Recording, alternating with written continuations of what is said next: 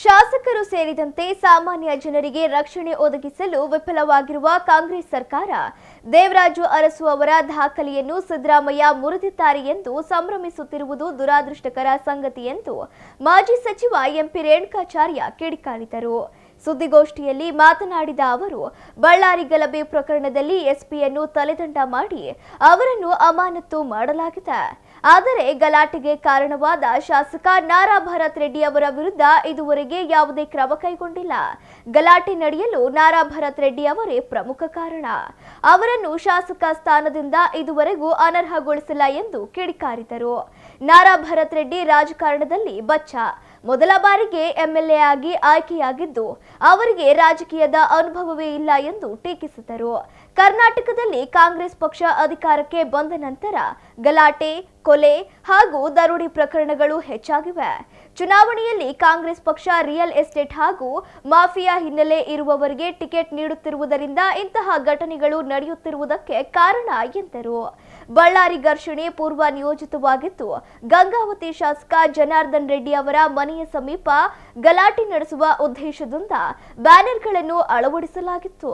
ಈ ಗಲಾಟೆ ನಡೆಸಲು ಶಾಸಕ ನಾರಾ ಭರತ್ ರೆಡ್ಡಿ ಅವರ ಆಪ್ತ ಸತೀಶ್ ರೆಡ್ಡಿ ಅವರ ಬೆಂಬಲಿಗರು ಗಾಂಜಾ ಹಾಗೂ ಡ್ರಗ್ಸ್ ಸೇವನೆ ಮಾಡಿಕೊಂಡು ಬಂದಿದ್ದರು ಎಂದು ಆರೋಪಿಸಿದ ಅವರು, ಬಳ್ಳಾರಿ ಘರ್ಷಣೆಯ ಕುರಿತು ಸಿಬಿಐ ತನಿಖೆ ನಡೆಸಬೇಕು. ಒಂದು ವೇಳೆ ಸಿಬಿಐ ತನಿಖೆ ನಡೆಸದಿದ್ದರೆ ರಾಜ್ಯಾದ್ಯಂತ ಬಿಜೆಪಿಯಿಂದ ಹೋರಾಟ ನಡೆಸಲಾಗುವುದು ಎಂದು ಎಚ್ಚರಿಸಿದರು. ಸುದ್ದಿಗೋಷ್ಠಿಯಲ್ಲಿ ಅರಕೆರೆ ನಾಗರಾಜ್, ಜೆಕೆ ಸುರೇಶ್, ರಾಜು ವೀರಣ್ಣ, ಪ್ರವೀಣ್ ಜಾಧವ್, ಕೆಎನ್ ವೆಂಕಟೇಶ್, ರವಿಗೌಡ್ರು, ಅಜಯ್ ಕುಮಾರ್ ಇದ್ದರು.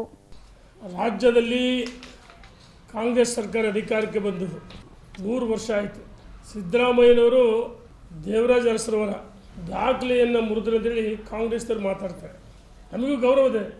ಹಿಂದೂ ವರ್ಗದ ನಾಯಕರು ಸಿದ್ದರಾಮಯ್ಯವ್ರ ಬಗ್ಗೆ ಅಪಾರವಾದ ಗೌರವ ಇದೆ. ಆಯಿತು, ನಿಜ, ಅರಸು ದಾಖಲೆ ನಾಳೆಗೆ ಮುರಿತಾರೆ. ಇದು ಒಂದು ದೊಡ್ಡ ಸಾಧನೆ ಅಲ್ಲ.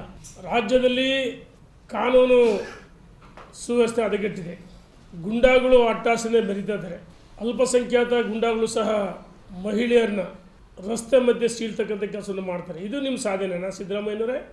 ರೈತರು ಬೆಳೆದಂಥ ಬೆಳೆಗಳಿಗೆ ಬೆಂಬಲ ಬೆಲೆ ಸರಿಯಾಗಿ ಕೊಡದೆ ಕೊನೆ ಗಳಿಗೆಯಲ್ಲಿ 250 ರೂಪಾಯಿ ಘೋಷಣೆ ಮಾಡಿದ್ವಿ, ನಾವು ಸ್ವಾಗತ ಮಾಡ್ತೀವಿ. ಆದರೆ ಇದು ಯಾರಿಗೆ ಸೇರುತ್ತೆ? ಮೆಕ್ಕೆಜೋಳದ್ದು ಮಧ್ಯವರ್ತಿಗೆ ಸೇರುತ್ತೆ. ಹಿಂದೂ ವಿರೋಧಿ ಸರ್ಕಾರ, ಗುಂಡಾಗಳ ಸರ್ಕಾರ, ರೈತ ವಿರೋಧಿ ಸರ್ಕಾರ, ಮಹಿಳೆಯರ ರಕ್ಷಣೆ ಎಲ್ಲ.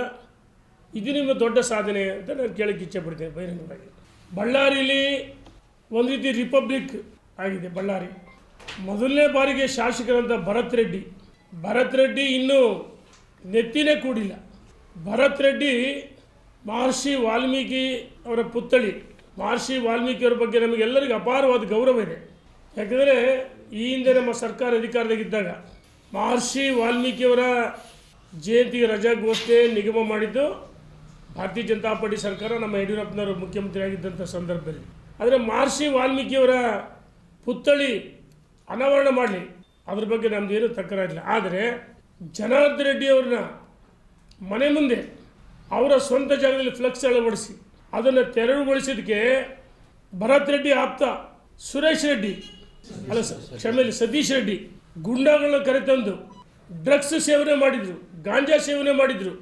ಜನಾರ್ದನ್ ರೆಡ್ಡಿ ಮನೆ ಎದುರಿಗೆ ಚೇರ್ ಹಾಕಿ ಅಟ್ಟಹಾಸದಿಂದ ಎಣ್ಣೆ ಹೊಡಿತಾ ಫ್ಲೆಕ್ಸ್ ಅಳವಡಿಸ್ತಾರೆ. ಇದಕ್ಕೆ ಕಾರಣ ಈ ಕಾಂಗ್ರೆಸ್ ಸರ್ಕಾರ ಅಧಿಕಾರಕ್ಕೆ ಬಂದರೆ ಇದು ಪ್ರಚೋದನೆ. ಅಂದು ಸಂಜೆ ಮಧ್ಯಾಹ್ನ ಆಗಿದ್ದು ಫ್ಲೆಕ್ಸ್ ಅಳವಡಿಕೆ ಗಲಾಟೆ. ಸಂಜೆ ಈ ಸತೀಶ್ ರೆಡ್ಡಿ ಕುಮ್ಮಕ್ಕಿನಿಂದ ಜನಾರ್ದನ್ ರೆಡ್ಡಿಯವರ ಮನೆ ಮೇಲೆ ಗಲಾಟೆ ಆಯಿತು.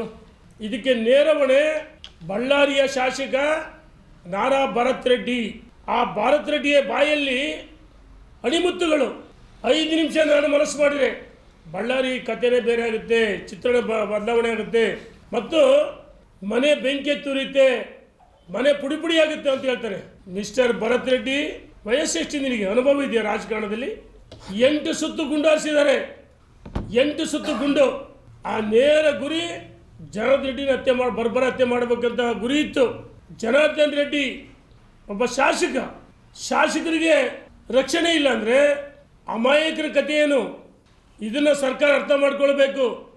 ಯಾವ ಭರತ್ ರೆಡ್ಡಿ ಅವನ ಬಾಯಲ್ಲಿ ಹೇಳ್ತಾನೆ, ನಾನು ಹುಡ್ತಾನೆ ನಮ್ಮ ಅಪ್ಪ ಶ್ರೀಮಂತಿಕೆ ಇದ್ರೆ ನಿನ್ನ ಮನೆಗೆ ಇಟ್ಟಾಳಪ್ಪ. ರಾಜಕಾರಣದಲ್ಲೆಲ್ಲ ದೌಲತ್ತು ತೋರಿಸೋದು, ಮನಸ್ಸು ಮಾಡಿದ್ರೆ 5 ನಿಮಿಷದಲ್ಲಿ ಮನೆ ಪುಡಿ ಪುಡಿ ಐತೆ, ಬೆಂಕಿ ತುರಿತೆ ಅಂತ ಹೇಳ್ತೀಯಲ್ಲ, ನೀನೊಬ್ಬ ಶಾಸಕನ? ನಾನು ಮಾನ್ಯ ಮುಖ್ಯಮಂತ್ರಿಗೆ ಒತ್ತಾಯ ಮಾಡ್ತೀನಿ, ಒಬ್ಬ ಜಿಲ್ಲಾ ಪೊಲೀಸ್ ವರಿಷ್ಠಾಧಿಕಾರಿ ಅಮಾನತ್ ಮಾಡಿದಿಲ್ಲ, ಇದಕ್ಕೆ ಕಾರಣ SP ಅಲ್ಲ, ನೇರ ಹೊಣೆ ಭರತ್ ರೆಡ್ಡಿ ಶಾಸಕ ಸ್ಥಾನದಿಂದ ಅಮಾನತ್ ಮಾಡಬೇಕು, ಬಂಧಿಸಬೇಕು, ಈ ಪ್ರಕರಣವನ್ನು CBIಗೆ ತನಿಖೆಗೆ ಒಪ್ಪಿಸ್ಬೇಕು ಅಂತೇಳಿ ಒತ್ತಾಯ ಮಾಡ್ತೀನಿ.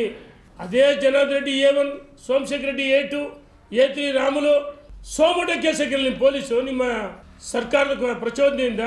ಯಾಕಂದರೆ ಭರತ್ ರೆಡ್ಡಿ ಮೇಲೆ ಸೋಮೋಟ ಕೇಸ್ ಹಾಕಲಿಲ್ಲ ಅಂದರೆ ಆಡಳಿತ ಪಕ್ಷ ಶಾಸಕ ಏನು ಬೇಕಂತ ಮಾಡ್ಬೋದಾ?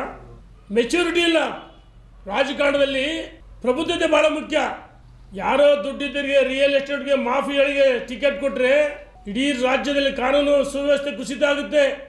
ನಾವು ಹೇಳ್ತಿದ್ವಿ ಭರತ್ ರೆಡ್ಡಿಯಿಂದ ಸೋಮೋಟ ಕೇಸ್ ಹಾಕಲಿಲ್ಲ, ಜನಾರ್ದನ್ ರೆಡ್ಡಿ ಕೇಸ್ ಕೊಟ್ಟ ಮೇಲೆ ಕೇಸ್ ಆಯ್ತು, FIR ಆಯ್ತು ನಿಜ. ಆದ್ರೆ ನಾವು ಹೇಳ್ತಿದ್ದೀವಿ ತಕ್ಷಣ ಶಾಸಕ ಸ್ಥಾನದಿಂದ ವಜಾ ಮಾಡಬೇಕು, ಬಂಧಿಸಬೇಕು ಭರತ್ ರೆಡ್ಡಿನ. ಈ ಪ್ರಕರಣವನ್ನು CBIಗೆ ವಹಿಸಬೇಕು. CID ಅಂದರೆ ಕೇಸ್ ಮುಚ್ಚಕ್ಕೋಸ್ಕರ CIDನ